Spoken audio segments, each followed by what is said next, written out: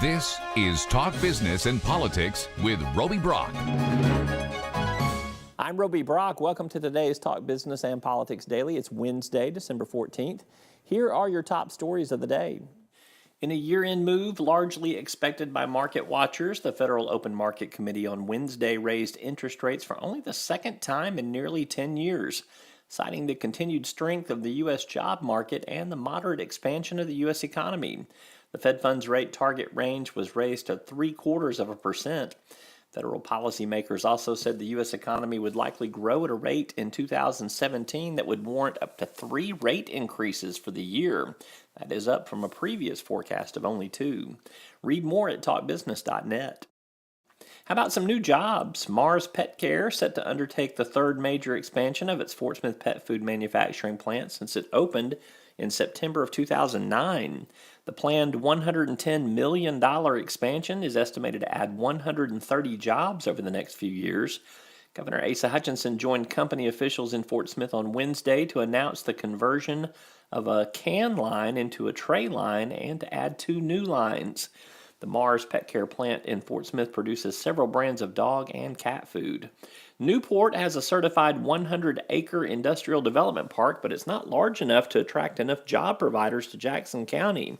To lure industries to the region, the commission hopes to get a 3,200-acre swath certified by the state in 2017. It also hopes to develop an 800-acre intermodal site south of Newport that abuts the White River. Both projects could be a boon to the area that currently sports a 5.3% unemployment rate. And those are your top stories of the day. You can keep up with those top headlines and more each and every day at talkbusiness.net. Still to come, Dr. Jenny Blankenship with Arkansas Advocates for Children and Families explains where an increase in pre-K funding could go. And later, Michael Skelly with Clean Line Energy Partners discusses the fate of the renewable energy project. First Security is here. Only here. So that means we're here, here, and here. Even here. And definitely here. Because here is where we want to be for you. First Security Bank. Only in Arkansas.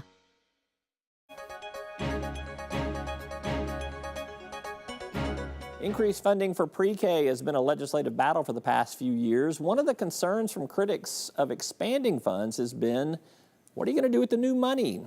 Dr. Jenny Blankenship with Arkansas Advocates for Children and Families tackled that issue. So how much is enough? So, I mean, where do you get to the point where you can't make a bigger difference? Is there a dollar figure that you can put on that? And where's that money going to go that's not there now? Well, Advocates did a study earlier this year. I was not part of it, but estimates range anywhere from about $43 million to over $90 million in order to really improve the quality of our existing pre-K slots right now. So is that improving the quality of the teachers? Is it improving the quality? Improving credentials, making sure that every pre-K student has a teacher with at least an associate's degree, preferably a bachelor's degree or even a master's degree, because it is a much more complex job now than it ever used to be. Pre-K is not babysitting anymore. It's not just Play-Doh and recess. They are fully aligned, their standards with the new Common Core standards, and it's much more rigorous than it's ever been. So we need those quality teachers. Those teachers have gone without raises since 2008. And as you might imagine, we're losing a lot of them. Arkansas has a very serious problem with teacher recruitment and retention across the board in K-12, but in kindergarten it's even worse because there's such a pay disparity between just one grade level, pre-K and K. So you have pre-K teachers that are in, say, a small business provider or a church provider. Mm-hmm. They could easily move over to a school district pre-K program and make over $10,000 more because if the money was there. If they're at a school district, they have to pay them according to the regular K-12 salary schedule. That's Dr. Jenny Blankenship with Arkansas Advocates for Children and Families. You can catch our full interview online at talkbusiness.net. When we come back, we'll go inside the numbers on some important political topics. And later, Michael Skelly with Clean Line Energy Partners is in-house to discuss the wind energy project that's met a lot of resistance from Arkansas federal lawmakers. We're back after this. Each day, the promise of our nation begins again. Arkansas and America moving forward. I help make that promise a reality. It's not for everyone, but people everywhere depend on us. Oh, I love you too. Trucking delivers, or everything stops. And that's what drives me. I did. Circuits turn on the lights by making a connection, by closing the loop. At Entergy, we believe our economy is circular too. What you put in comes back. So we invest billions in new infrastructure, which helps attract new industry, which helps create new jobs. We partner with local communities to electrify the economy. And together, we power life. Entergy. Numbers are all important in most, if not all, of our political reporting. Here are 3 numbers that had a big impact on politics this past week. 81, that's the number of pre-filed bills at the Arkansas legislature as of noon on Wednesday, 48 in the House, 33 in the state Senate. Lawmakers have been allowed to pre-file legislation for a little over a week. The bills range from voter ID to food stamp regulation to regulating lobbyists and elected officials. 135, that's the number of separate issues that have to be addressed through statutes, rules, or regulations related to medical marijuana. Voters approved the legalization of medical cannabis in November, and state lawmakers are tasked with implementing the new amendment through state law during the upcoming session. Expect a lot more on this subject. $50.5 million. That's the amount of taxes that Governor Asa Hutchinson wants to cut in the next session. They'd involve a combination of lowering taxes on low-income wage earners and offering cuts for veterans benefits to entice more former military personnel to retire to Arkansas. You can stay on top of stories like these through our website at talkbusiness.net. Check it out daily. Still to come, Michael Skelly with Clean Line Energy Partners. Congressional officials have been opposing his project. What's the latest? Find out when we come back. Arkansas Electric Cooperative Corporation provides electric energy across 2/3 of Arkansas. This is an exciting time in our energy history, with incredible progress being made in renewable energy and storage technologies. As our energy portfolio continues to diversify, we'll maintain an all-the-above strategy to provide reliable and affordable electricity. Ever since the first light bulbs were placed in our members' homes, the electric cooperatives have been the solutions provider for our members, and we want to continue that well into the future. So much of what Arkansas state employees do goes unnoticed, yet they have a positive impact on our citizens each and every day. The Arkansas State Employees Association recognizes individuals for excellence in the workplace and leadership in their communities. Congratulations to Deanna O'Malley of Texarkana, the Outstanding State Employee of 2016. We'd like to say thank you to all state employees for all of your hard work and dedication. And welcome back. I am with Michael Skelly. He's with Clean Line Energy Partners. He is their president. Good to have you with us. Thank you. We're going to review 2016, look forward to 2017. All right. Happy early holidays. Thank you. Happy holidays. For viewers who are not familiar with the Clean Line Energy Project, give me your elevator speech. Okay, the elevator speech is we are building a long-distance, high-voltage direct current transmission line that's going to move low-cost wind energy from the panhandle of Oklahoma to Arkansas, and then we'll deliver some of the energy here in Arkansas, and then we'll deliver the rest of the energy to a substation outside Memphis. And the exciting thing about this project is that wind energy is, because of the technology advances, is so inexpensive. You can get it here, and it's very cost-effective and highly competitive with all the other alternative ways to get electric And power. you've been working on it a while. We talked about it's been an 8-year project. Yeah. Is it still a $2 billion project? It's about a $2.5 billion project, the line itself. Yeah. And then with the line, you'll get a lot of new investment on the generation side. So as you know, y'all make wind turbine blades here in Little Rock. Right. Those blades go all over the country and all over the world. Many of those blades will need to go out to Oklahoma to be part of the new wind projects that folks will be able to build. Right now, it's very difficult to build wind in western Oklahoma because the grid is all congested and there's no way to get the power out of there. And this is to decongest This the grid, is to what you're saying. decongest and bring about new projects. So you've met some resistance, is going to be my kind word for this, from some Arkansas federal lawmakers who, for whatever reason, are not supportive of this project. I think that their biggest issue is the property rights and the potential takings that come along with having to acquire land for things like this. They have also suggested, too, in interviews I've done, that they want more local control in terms of signing off on this project. Are those two arguments valid?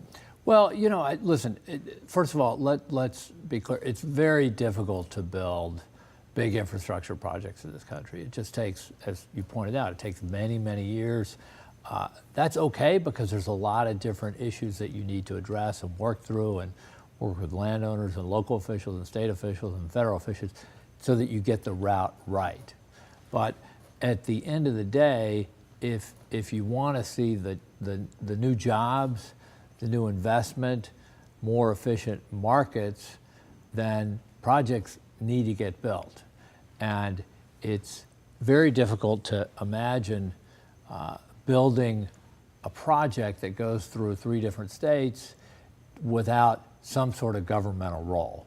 And the path that we're using through some legislation that was passed in the Bush administration will provide that backstop so that we can cite the project. But we know that it's difficult. These projects are complicated. There's a lot of trade-offs that we try to make. We try to put together a very attractive landowner compensation mechanism to make this as easy as possible. But yeah, we understand that when you do big projects, you'll run into resistance, and that happens with pipelines and highways and transmission lines and so on. So you're playing under the rules of the Bush administration, which were pretty much left in effect in the Obama administration. Now we have another administration coming. What does that do to your planning? Well, again, process? with any project that takes a decade to put together, you're going to go through various different administrations. In the new administration, there was a lot of talk on the campaign trail, really by both sides, about the need to invest in America, the need to invest in infrastructure. Sure. And so we think that this new administration, you know, we'll have to re-explain our project, tell the new folks what we're doing, how everything works, and give them our perspective. But we think that a very large project, $2.5 billion project of investment in America, we think that we'll find a receptive audience. So it doesn't change your timetable. You don't speed things up any further just because there's an administration change? Not really. I mean, there's sort of a time frame that, again, it takes a long time, but we'll work through with whoever the new folks happen to be. So you're a Houston guy. It looks like the new Department of Energy, which is going to be an agency you're going to have to deal with, could be former Texas Governor Rick Perry. Is that bode well for you? That's breaking news. Just this morning, the President-elect Trump nominated Governor Rick Perry to be the new Secretary of Energy. We think it's probably on balance a positive for us and other folks who are building infrastructure. As you may know, in Texas, in 2005, Governor Perry was governor for quite some time in Texas. Sure. And in 2005, he signed what's really considered the gold standard in grid modernization in Texas. And the legislation that he signed into law, which was called Competitive Renewable Energy Zones, basically designated, okay, we got these great resources in Texas, let's build the infrastructure so we can take advantage of these resources and get this energy to market. And with those new transmission lines that got built over the subsequent decade, we've got dramatically more efficient energy markets. It used to be the case you'd have low prices one place and high prices someplace else. That's all flattened out. So we got more efficient markets, big investments in the state to the tune of around $7 billion. And these projects have found new uses. So they were originally built to get wind energy to market. No sooner were these projects online than we had a boom in oil and gas production in West Texas, Right. and those lines proved necessary to power the pump jacks and rigs. So infrastructure, the great thing about infrastructure, its use evolves and it stands the test of a time under a lot of use. And this is just in a couple of years in Texas. So given the success of that effort, private investment with good policy support that Governor Perry brought about in Texas, we think that he'll understand what we're proposing to do. And I think he'll understand also why, a project like this is good for Arkansas. I mean, there's a company in West Memphis that broke ground a while ago. They're going to start cranking out insulators very soon. They got close to 100 people working in that factory. They'll be an important part of the value chain for us. We're going to be delivering enough power for close to 150,000 homes here in Arkansas. And it's low-cost energy. So let's hope Governor Perry doesn't have an oops moment and do away with the Department of Energy. You might need his guidance up there. So. Well, yeah, I'm not going to get into that.